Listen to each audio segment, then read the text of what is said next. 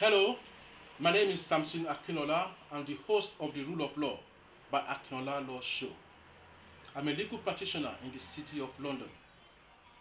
Today, I'll be talking on young British identity crisis. Young Britons identity crisis. That is the title of my episode today. But before I go on, I would like to remind us when terrorist war initially happened globally. War against terrorists initially happened after Al Qaeda attacked United States of America on the 11th of September 2001, aka 9/11, that led to the death of 2,995 people. Also, 7th of July 2005,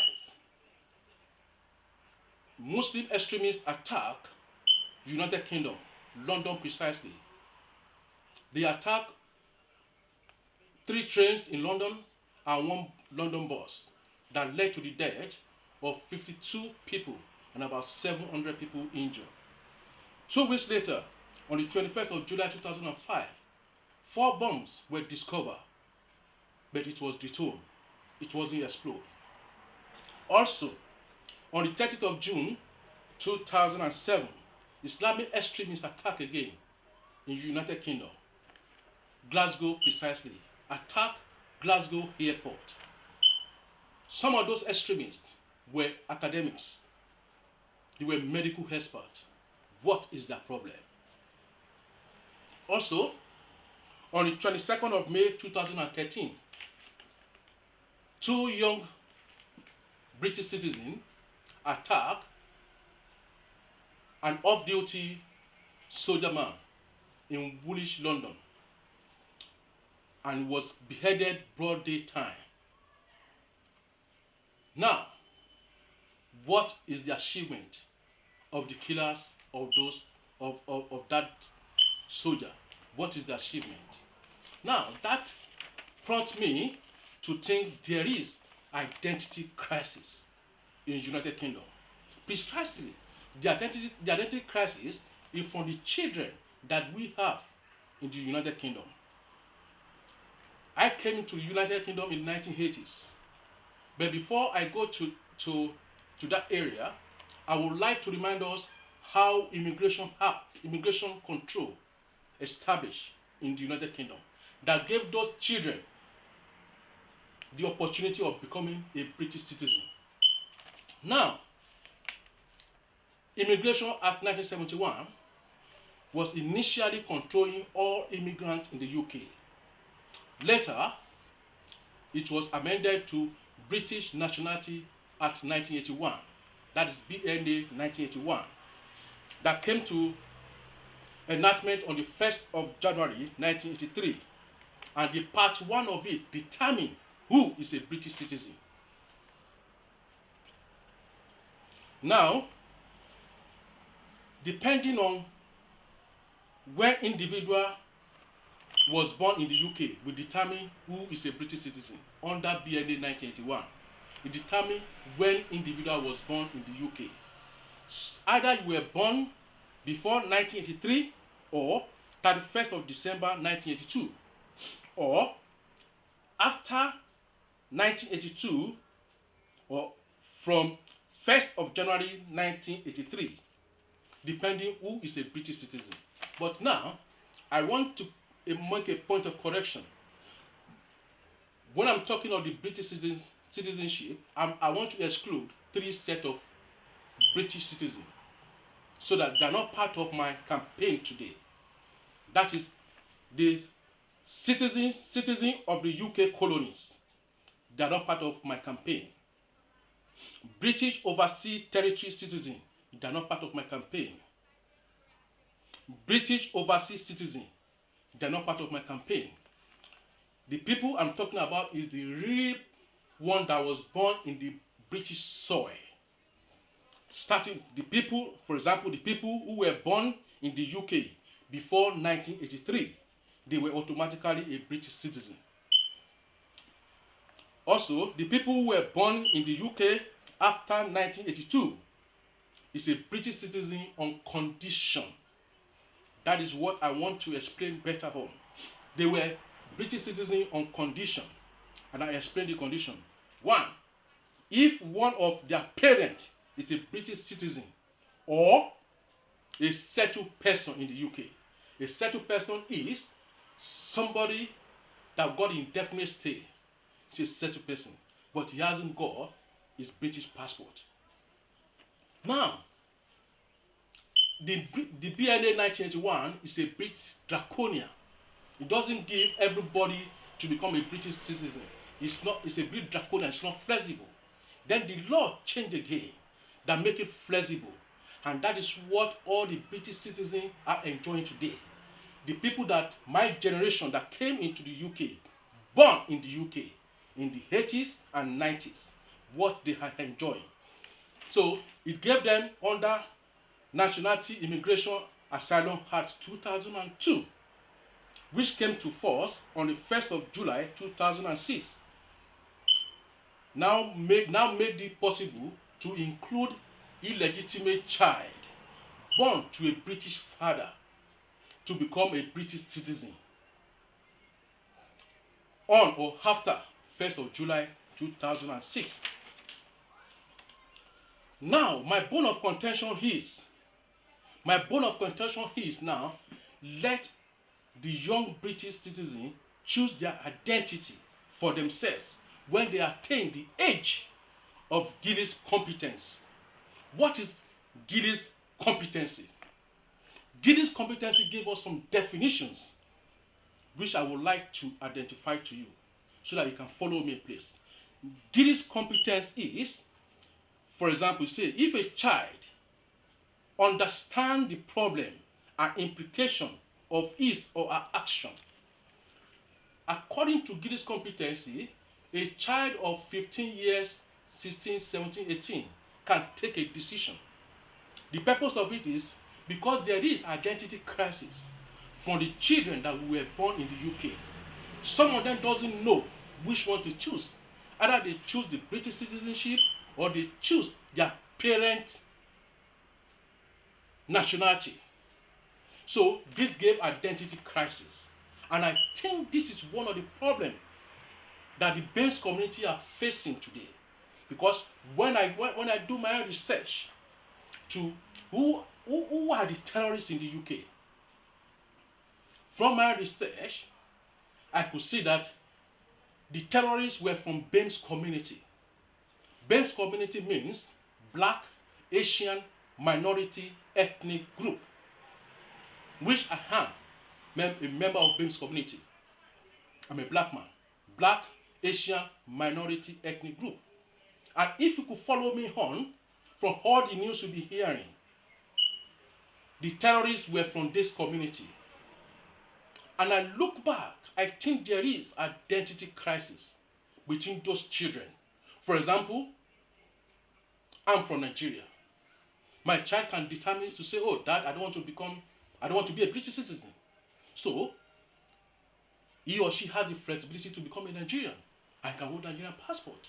So, my purpose of my campaign is, I want UK government to let every children, when they attain the age of Gillicks competency, to reapply for their British citizenship, which we, the parent, apply for them when they were young. Now, when they attain the age of Gillicks competency, they can make decisions themselves. That is what Gillicks competency is all about. As soon as the child is able to understand what he's doing. So from the definition of this Gillicks competency, I want all the children to make their whole application for the continuity of their British citizenship, or they want to take their parent nationality. We want to make it flexible so that it will not be a compulsory zone for you to follow the British citizenship that have applied for you when you are a young one, a young person. So when you get to the age of 15, 16, 17, or 18, you can choose yourself which nationality you want to belong to. maybe this will reduce the crisis of going to Syria to fight, going to Iran to fight, going to Somalia to fight, going to Kenya to fight. We want to make all possible means to make sure that we reduce the numbers of British citizens going to abroad to fight. This is staining Britain. It's staining the image of Britain globally, and we need to address it. And I believe that we parents will need to do something to assist UK government to make sure that we dismantle the root of terrorism in the UK. UK is my home, and we need to defend UK. The citizens, the young citizens that were born in the UK, many of us, we came to the UK as a refugee, as an asylum seeker. In time of needs, in time of crisis, we fled from our native country to the United Kingdom. And the United Kingdom embraced us in the 80s and in the 90s. They gave us homes. They gave us food. They gave us new life. We started a new life again. Then, we should not bite the finger that fed us. That is my campaign. Perhaps the children we have here, they don't know the history of our parents, of their parents. For example, my children doesn't know my history. What made me to flee Nigeria in the 80s to come to the UK? Because I came here, I born them here, they inherited British citizenship. But they've forgotten that their fathers suffer a lot in Nigeria. And they are enjoying the goodwill of the British citizen. So they should not stain it, they should not destroy it. And that is the purpose of my campaign. That the Bames community should not bite the finger that fed them. We must defend the United Kingdom to the last. This is the country that gave many people hope. Many of us that we fled our various countries. United Kingdom give us hope, give us life, rekindle us back alive. Why should we bite the finger that fed us? This will be unacceptable by any Bames community. We should stand up together and defend the United Kingdom. We should talk to our children not to become a terrorist. We should monitor our children in everything they do. They spend quality hours on the internet. We should pop notes into the affairs of what they are doing on the internet to know what exactly is going on. We must not bite the finger that fed us. United Kingdom have done a great things in my life. I went to university in the United Kingdom. I obtained student finance loan. And perhaps I was giving allowances again every quarterly. I can't enjoy this benefit in Nigeria. Those benefits, I can't enjoy it in Nigeria. I've visited Nigeria, I've seen my age group suffering. The young generation suffering in Nigeria. And the citizens, the children that we were born here, they were enjoying. They've forgotten their lineage history. Therefore, we must talk to our children and make sure they obey us. We must not bite the finger that fed us. The UK children, they got free medical, free education, plus quarterly allowance and good profession. Why should they be a terrorist? Why did they want to kill themselves because of Allah? Why did they want to kill themselves? We must talk to our children. We must talk to our children. We must talk to our children. Young British person who at Gillicks competency can take decision of which country they intended to belong to. Either they retain the UK citizenship or retain their parents' identity. That is my campaign. Either they take the British citizenship or they retain their parents' identity. Therefore, I urge UK government to let all UK-born citizens, when they attain the age of Gillicks competency, to make their own choice of which country they wanted to belong to. Maybe this action may reduce identity crisis of going to their parents' country to fight and later attack the country they were born, United Kingdom. That is the country that fed them. You must not bite the finger that fed you. You must not bite the finger that fed you. I'm a member of the Bames community.